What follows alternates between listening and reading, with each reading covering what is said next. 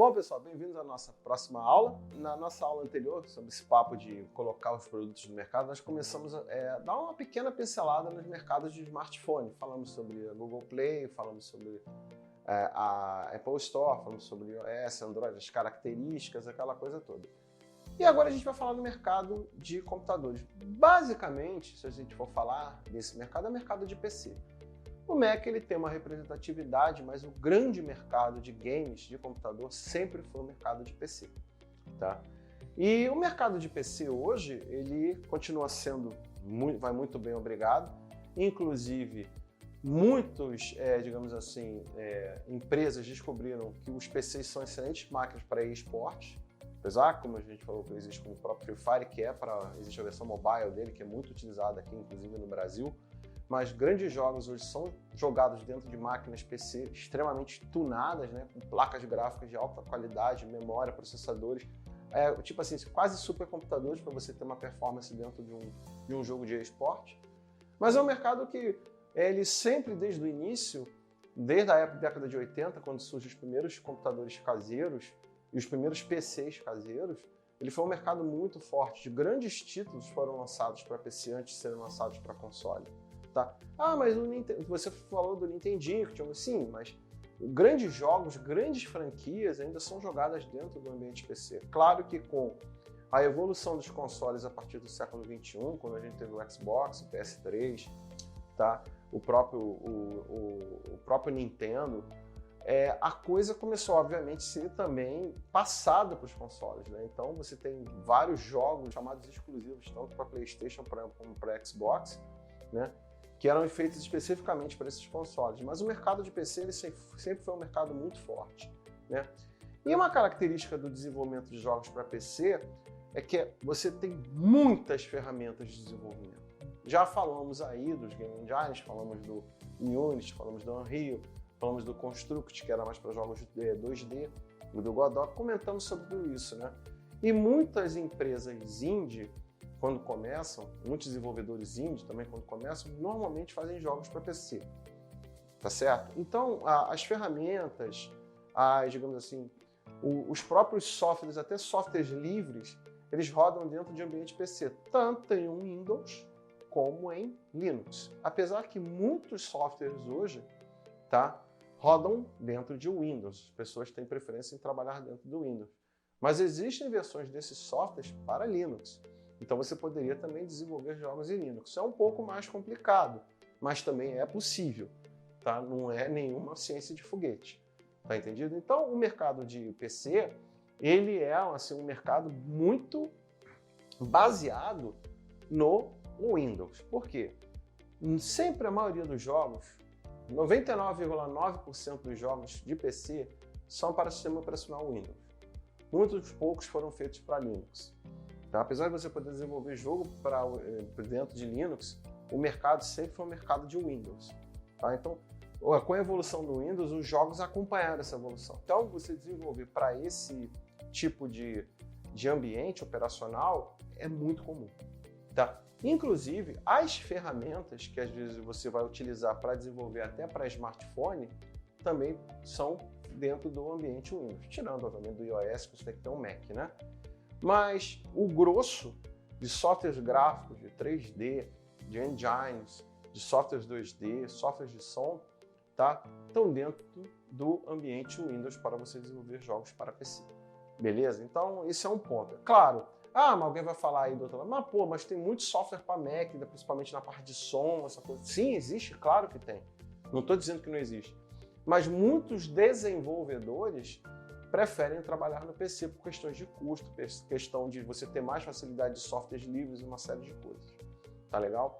Então, nesse primeiro ponto, eu queria deixar claro para vocês que apesar da gente ter um mercado de PC e de Mac, os jogos hoje realmente são feitos, na sua grande maioria, para PC. Ok?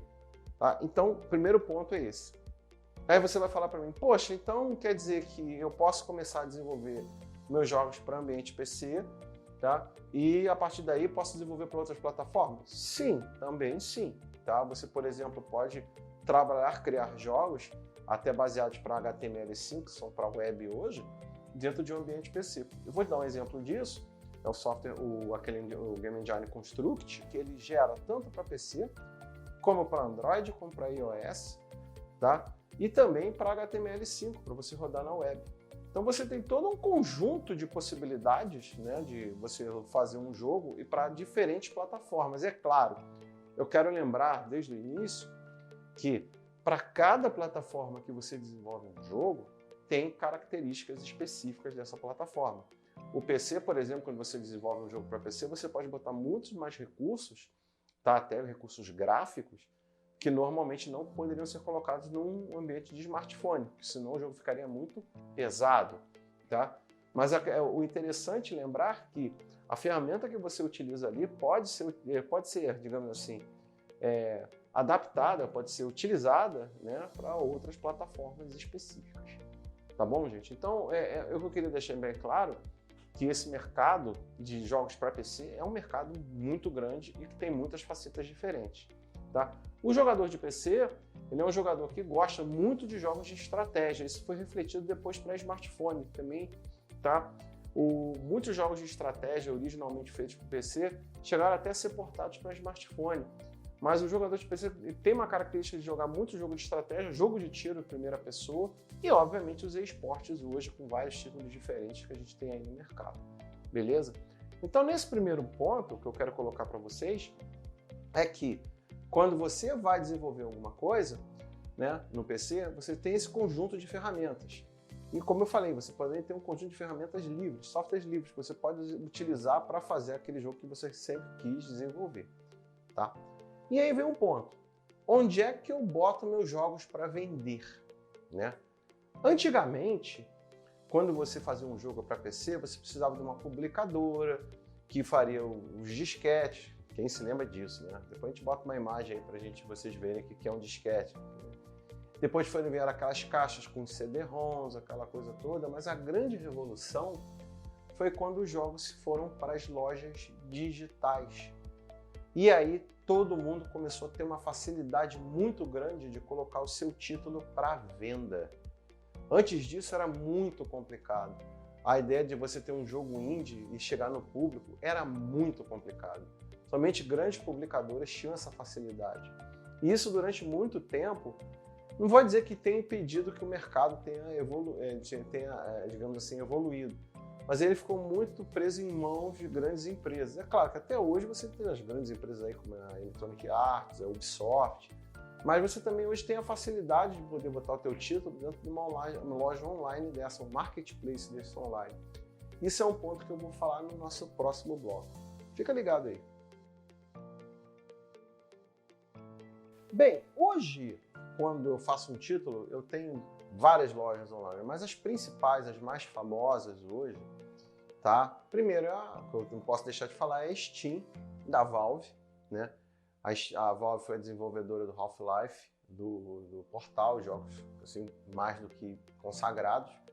E hoje a Valve, ela ganha muito dinheiro com a Steam, ou seja, muita gente coloca seus jogos na Steam, né, para justamente comercializar de maneira digital esses jogos para o mundo inteiro. Tá? Hoje no Brasil você consegue, de maneira muito fácil, colocar seu jogo dentro da Steam e vender. Mas ela foi a primeira grande marketplace que revolucionou o mercado de games para PC. Por quê? Porque o indie começou a ter acesso a esse marketplace e aí conseguiu botar o produto ao alcance do jogador final. Tá? Dentro dessa parte de vendas de console, começou a aparecer alguns modelos de venda um pouco diferenciados. Por exemplo, existe agora o que a gente chama de Early Access. Enquanto o cara está desenvolvendo o jogo, você já paga por ele e você já tem acesso aos alfas e aos betas e todos os updates que o jogo for feito até a versão final. Ou seja, tipo, você está acreditando que o produto vai até o final e você compra esse produto de maneira antecipada. Também já tem as pré-vendas, tem as famosas DLCs, que são add-ons para o teu jogo. Vamos botar um personagem novo, uma aventura nova. Ou seja, foi todo criado um modelo de negócios para as lojas online, para esses marketplaces online, tá? No qual você pode dar uma sobrevida ao teu jogo. Antigamente, você lançava o jogo e ele tinha um tempo de vida específico. Depois ele sumia, entre aspas, parava de vender, né? Ou vendia muito pouco. Hoje você pode dar uma sobrevida nisso, esse ciclo ainda continua, mas é um pouco maior agora, devido ao quê? A possibilidade de você lançar upgrades, botar expansões, coisa que antigamente era muito mais complicada. Então, a loja online, nesse aspecto, ela facilita muito a vida do desenvolvedor. Tá? Então eu tenho que falar da Steam, porque, sem sombra de dúvidas, foi a primeira e uma das mais representativas hoje no mercado. A segunda, que de uns tempos para cá também está se tornando uma grande loja, por causa dos investimentos que foram feitos nela, é a Epic. Né? A Epic é uma outra loja online que também você vai encontrar um monte de títulos. E a Epic ela tem uma característica muito engraçada, que eu acho muito legal, que ela de tempos em tempos ela dá jogos de maneira gratuita. Isso não acontece tanto no Steam. A Epic faz isso direto. Para vocês terem uma ideia, eu tenho quase uma biblioteca de 60 jogos gratuitos. E não são jogos assim bobos, são até alguns clássicos e jogos até AAA já foram dados pela Epic de maneira gratuita. Né? E é um outro mercado também tá, que está sendo amplamente, digamos assim, utilizado pelos desenvolvedores, além da Steam, para colocar o seu produto dentro dela. Né? É uma loja que você baixa como a Steam o cliente, compra o jogo, o mesmo processo que a Steam tem, de compra, de você adquirir, ter sua biblioteca de jogos, aquela coisa toda, né? E tá lá, você pode usar da maneira que você quiser, tá legal? Então é interessante que existem esses dois marketplaces que são muito famosos aí no mercado. Tem um outro marketplace também que é bem antigo, que ele começou de uma maneira bem interessante e que ele começou a pegar os jogadores da velha guarda, que é o GOG. GOG é da sigla Good Old Games. Tá? Que é o seguinte, o GOG quando começou ele vendia jogos velhos da década de 80, tá? Através inclusive você roda esses jogos através de um emulador chamado DOSBox para o Windows, no qual você podia rodar esses jogos dentro do Windows e pagava com um preço mega barato. Às vezes você não, na época você não tinha conseguido comprar, então você comprava ele com trilha, hoje você compra com trilha sonora, manual, com tudo, só não compra a caixa, né? Ele está todo virtualizado. Né? Mas ele conseguiu com isso fechar um mercado de jogadores veteranos que gostavam desses clássicos, quando eram moleques e não puderam às vezes comprar, pegaram pirata, que acontecia isso, e resolveram comprar, ou então compraram e perderam os disquetes, podiam comprar agora de novo e jogar novamente. Né? Só que o GOG também começou a trazer muito jogo indie e começou a trazer também muitos jogos um pouco mais parrudos. Tá, o Cyberpunk 2077, como o pessoal fala brincando, o Cyberbug 2077, ele foi vendido também no GOG.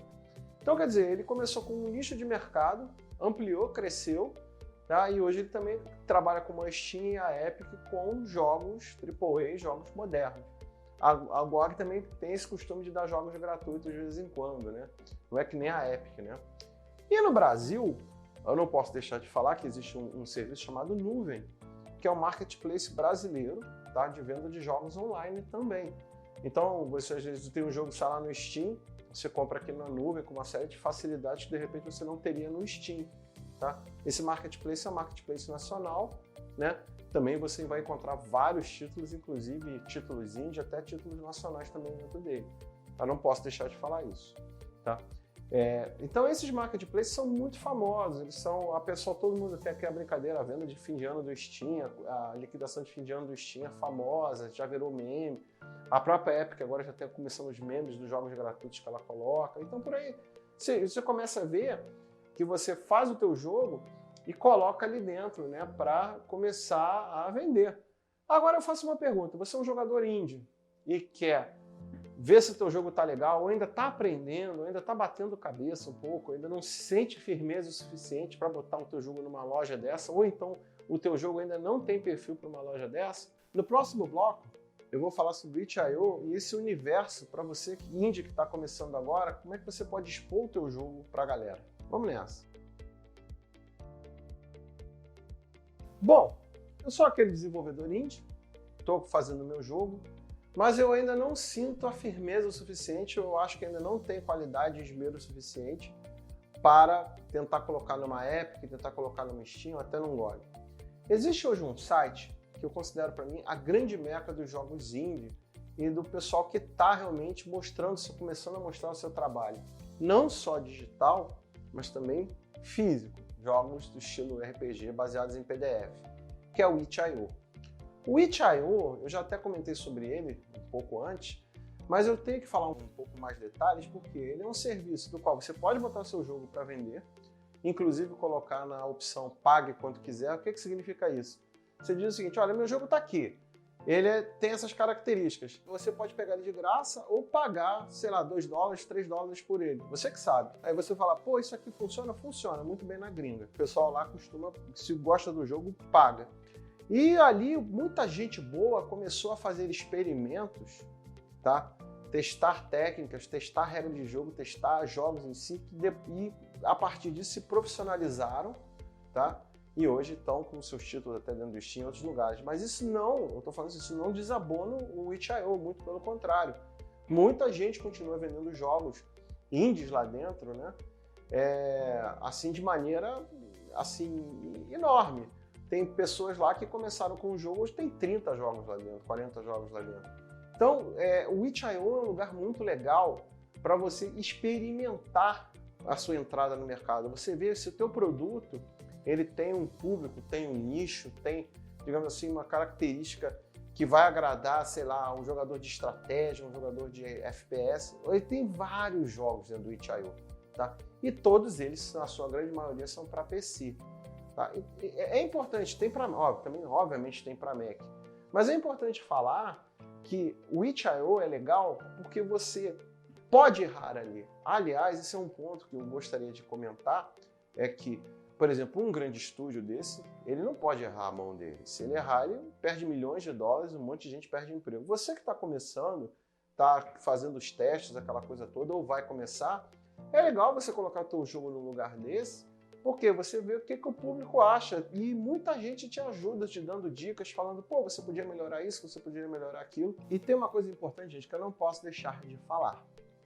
É vital que vocês dominem uma segunda língua, de preferência o inglês. Por quê? Porque todo esse mercado mundial de jogos, tá? Ele usa como língua padrão o inglês. Então, se você fizer um jogo aqui para o Brasil e traduzir e localizar para o inglês, você vai ter, digamos assim, uma audiência muito maior. Isso também vale para o smartphone, tá? Que eu não falei isso no smartphone. Mas você vai ter uma audiência muito maior e você vai poder ter, digamos assim, uma noção muito maior de como o teu público reage ao teu jogo. Então é legal você ter isso. No itch.io a gente tem muito disso. A galera faz jogos na língua nativa e em inglês. Você pode fazer lá também. Então, você que é desenvolvedor indie, que está começando agora, quer fazer o seu jogo para PC, eu acho o seguinte, começa explorando o itch.io. Eu acho que vai ficar bem legal e você vai conseguir ter assim, respostas e vai poder testar assim, sem se preocupar muito, todas aquelas suas ideias que você tem para um bom jogo, para um, sei lá, até para um aplicativo. Lá também tem aplicativos, né? Você vai ver que o pessoal também desenvolve aplicativos para até desenvolvimento de jogos. Beleza, gente? É isso. Essa aula ela é mais uma visão do mercado de PC, bem por alto, né? O mais importante, novamente, que eu digo, é vocês fazerem. E se você realmente ainda não está com essa cancha, novamente, eu vou falar isso, não está com essa cancha de fazer para um Steam, para uma Epic, ou não tem como ainda, faz para o itch.io, que eu acho que vai resolver bastante os teus problemas iniciais. Beleza, gente? Na próxima aula, nós vamos falar sobre consoles, mercado de consoles, que aí é um mercado muito grande, vou falar de algumas coisas legais, né? E alguns problemas que tem para desenvolver para console. Quer dizer, não são problemas, são restrições. E aí vocês vão entender melhor. A gente se vê lá.